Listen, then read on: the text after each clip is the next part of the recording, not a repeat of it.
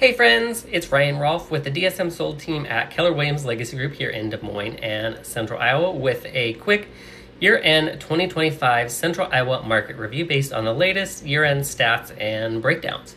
First up, where the sales came from, the engine of our market is still the core Polk, Dallas, and Warren counties in the metro, as those continue to drive the bulk of Central Iowa closings. That's where we saw the most consistent buyer activity and transaction volume coming from.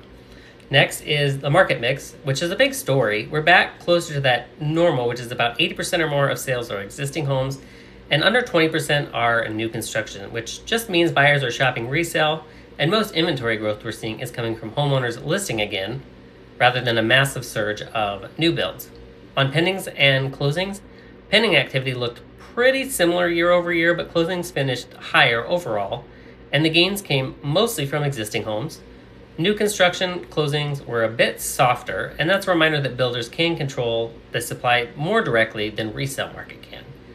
Now, talking about market balance, earlier in the year, we leaned more seller favored, but as inventory built, the market shifted toward a more balanced feel, especially later in the year and moving into 2026.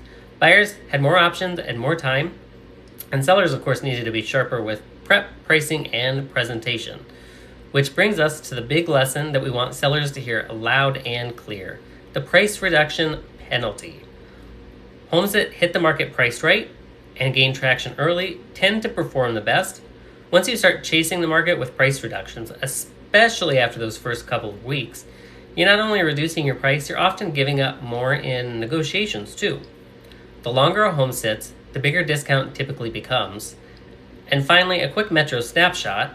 Areas like Clive remain among the higher price parts of the metro, while areas like Des Moines East are still some of the most affordable. And interestingly, downtown Des Moines showed some of the strongest negotiating power for buyers.